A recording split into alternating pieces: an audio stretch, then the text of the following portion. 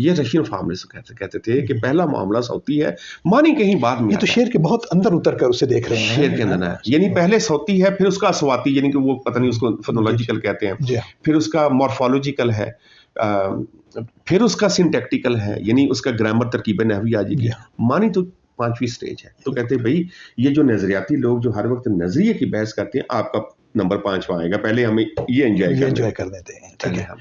वो बहुत अच्छा लिखी कैसे? अच्छा, बाजुकात, अच्छा इसी का मतलब ये भी है कि अगर बाजुकात ऐसा भी है कि शेर का में जो नजरिया बयान किया गया है या उसमें जो ख्याल बयान किया गया है, बाजुकात आप उससे मुत्तफिक नहीं होते, या वो बाजुकात आपको अच्छा नहीं लगता, अपील नहीं करता, लेकिन उसकी जो उसकी ये बाकी चीजें हैं पहले वाली 4, वो इतनी अच्छी होती हैं कि आप उसकी बिना पर उसकी दाद देने पर मजबूर होते हैं। अच्छा, अब हज क्या हुआ फिर? इसका मतलब है कि हज नजरिए में होगा तो कम होगा, ऐसे वो 5वीं सतह पर जाके आए, वो कहीं 5वीं सतह पे आए, है ना, वो कहीं 5वीं सतह पे। तो कहते थे कि ये जो हज है जो लिसानी है, इसको आप कुर्बान क्यों कर रहे हैं? उस एक नजरियाती हज के, और इसको शेयर करने वाले लोग ज्यादा होंगे, जाहिर है, क्योंकि जुबान तो हर कोई बोल रहा है। उसकी वजह क्या है? सौत की समझ हर किसी को आती है। इसकी पॉपुलैरिटी ज्यादा है। उसकी वजह यह है कि मतलब हमारा फोक कल्चर है, बहुत सारी चीजों में हमें उतना मीनिंग का ताल्लुक नहीं होता जितना हमें हम राइम उसका कर रहा है, उसका रिदम कर रहा है, उसकी सौत कर रही है। अच्छा, उसकी एक और याद रह जाने की वजह भी यही है। पिछले दिनों मैं बड़ा हैरान हुआ, और मैं ये थियरी पढ़ा रहा था कहीं पे, तो मेरे बच्चे वो सुन रहे कुछ सॉन्ग, तो यूं बच्चा लगा, मैंने कहा बेटा ये कौन सा सॉन्ग है? कहते बाबा आपको नहीं पता ये। मैंने कहा क्यों? कहते ये ना साउथ कोरियन ग्रुप है कोई। मैंने कहा अच्छा ये बताएं कि साउथ कोरियन ग्रुप का आपके लैंग्वेज समझ? कहता नहीं, लैंग्वेज नहीं समझ आ रही, लेकिन उसका रिदम समझ आ रहा है। अच्छा, मतलब वो जो कुछ कर रहे हैं है ना, कम से कम उसमें ये तो पता चल रहा है कि ये गाना है। अब उसमें उसका रिदम क्या होगा? उस रिदम में गनायत जो है वो ना, अच्छा वो गनायत क्या है? उस गनायत में अल्फाज का इंतखाब और इंसलाह कैसा होगा, है ना। जैसे हम कहते हैं कि एक बच्चा था, मेरा भतीजा, तो मैं उसके सामने कहता था हवा हवा ए हवा खुशबू लुटा दे, तो वो मेरा, अब बच्चे को तो नहीं पता कि, लेकिन वो एंजॉय कर रहा होता था। अच्छा, फिर मैंने बच्चे के सामने ये कहता था और ना, और वो घर वालों को हंसाता था, मैं बच्चे देखा था, मेरे दुश्मन तू मेरी दोस्ती को तरसे, और मेरा बच्चा कहता मीनिंग का नहीं पता, लेकिन मेरी अटरेंस से उसमें एक माना है, मतलब बच्चे को कहानी सुनाते हैं ना, बच्चे को कहते हो कि शेर जंगल में, आप देखिए आपने अटरेंस को, आपने अटरेंस को ऐसी बनाई है, वो उसने तासुर दिया है, अटरेंस देता सुन। वो कहता आगे एक चूचा सा चीचू बैठा हुआ तो, और बच्चे का साथ ही था, उसके एक्सप्रेशन बदलेंगे। अटरेंस का ये असर है आपका इतना बड़ा। लेकिन डॉक्टर साहब, अगर ये सारा कुछ ठीक है, यानी जाहिर है वो ठीक ही है, तो इसका मतलब है कि जब लफ्ज कागज पर लिखा हुआ है, तो वहां पर जाकर उसकी वो अटरेंस जो आप फरमा रहे हैं, वो तो आदमी की परफॉर्मेंस की वजह से होगी, वो तो मुशायरे वाले आदमी जो हैं वो ले जा रहे हैं इन सारे मामलात की वजह से इस सारे को। इसी तरह जो उसका रिदम है, ये जो बाकी चीज़ें हैं, ये वो मतलब आगे ज़माने में आके जो नई नज़म है उसमें कम हो गई, नसरी नज़म में और कम हो गई हैं सब कुछ, नसरी नज़म में खास तौर पर वो कम हो गई हैं सब कुछ है। तो नसरी नज़म का ज्यादा, तो इसका मतलब है थोड़े से ये फिर क्लासिकी एक मामला इनका है, ये मामला है, क्योंकि इसका फोक से भी जुड़ता है ना। ठीक है, इसका बहुत ज्यादा ताल्लुक, इसको हम समझेंगे कि ये थ्योरी बुनियादी तौर पर जाहिर है 100 साल पहले की है, तो ज्यादातर क्लासिकी इसका रवैया है, क्लासिकी रवैया है, 100 साल किया, लेकिन इसने अलबत्ता ये काम कर दिया। पहला काम, इसकी कामयाबी क्या थी?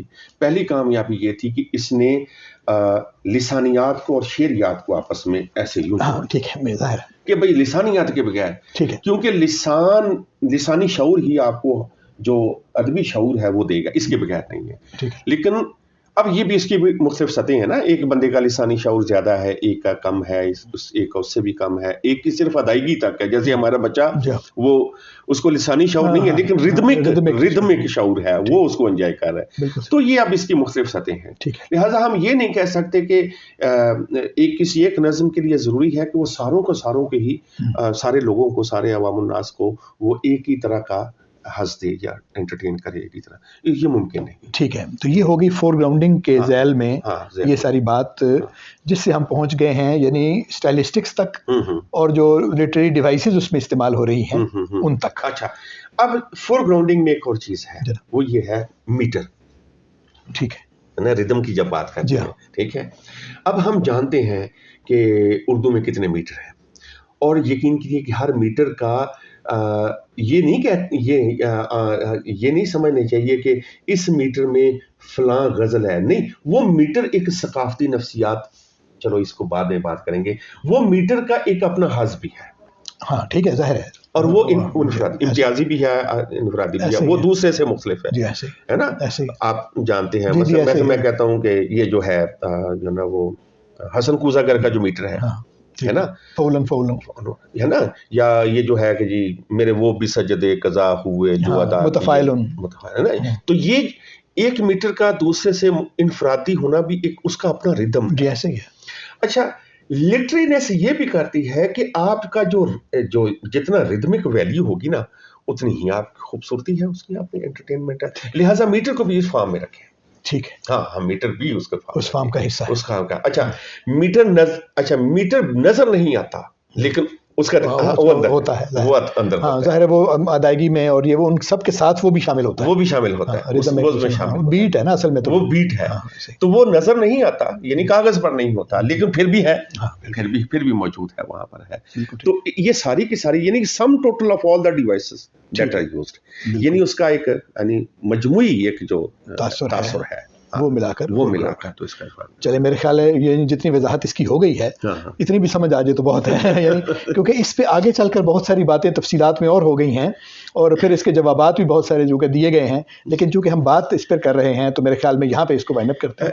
एक छोटी सी इसमें बात करिए। देखिए, इनका जो अगला लेयर जो थोड़ी सी मुश्किल है, जो मुझे अभी भी कभी कभी पेचीदा लगती है, वो रोमन जैकबसन ने और इन लोगों ने, इनमें से कम लोगों ने उस पर बात की है कि बाज़ दफ़ा हमारा मैसेज मेटाफोरिकल होता है और बाज़ दफ़ा मजाजी होता है, यानी इस्ताराती होता है, बाज़ दफ़ा मजाजी होता है। अच्छा, अब ये इस्ताराती क्या है और मजाजी क्या है, यानी मेटोनिमिकल क्या है, इन चीज़ों पे भी लोग अब रिसर्च कर रहे हैं। ठीक है, कि एक नज़म में ज़्यादा इस्ताराती है या मजाज है, और कैसे इस्तारा मजाज से अलग कैसे होता है। तो लोग बाज़ दफ़ा लाशऊरी तौर पर, एक शायर है जो मजाज को इस्तेमाल करते, तो मुमकिन है उसने शऊरी तौर पर इस्तेमाल नहीं किया, ठीक है, लाशऊरी तौर पर इस्तेमाल। मजाज का क्या किस अंग्रेजी मानों में इस्तेमाल कर रहे हैं? मेटोनमी। अच्छा, मेटोनमी, ठीक है। तो अब लोग सारा जो है उसको मजाज का हिस्सा समझते हैं हम, जो हमारी जो क्लासिकी मामला है, जी नहीं, वहां पर भी है, हाँ, वहां पर भी, क्योंकि ये जो तशबीह, इस्तारा, मजाज, लेकिन वो इसको सेपरेट थोड़ा सा करके देखते हैं। ठीक है। अच्छा, इसको फिर वो उफ़की उमूदी सतह पे भी मिलाते हैं कि एक उफ़की है और एक उमूदी है, बिल्कुल ठीक, एक हिस्सा है। तो यानी इसकी स्कॉलरशिप जो है ना, जो एकेडमिक स्कॉलरशिप है, जो रशियन फॉर्मलिज्म के साथ या उसलूबियात के साथ जो वाबस्ता है, वो इसमें से मजीद दरियाफ्तें करके माहौल को थोड़ा सा मुश्किल बना रहे हैं। ठीक है ना, मामला दिक्कत बन जाता है, थोड़ा सा मुश्किल बन जाता है, लेकिन इतना मुश्किल नहीं है कि इंसान यानी समझ आ जाती है कि ये बात हो रही है आजकल।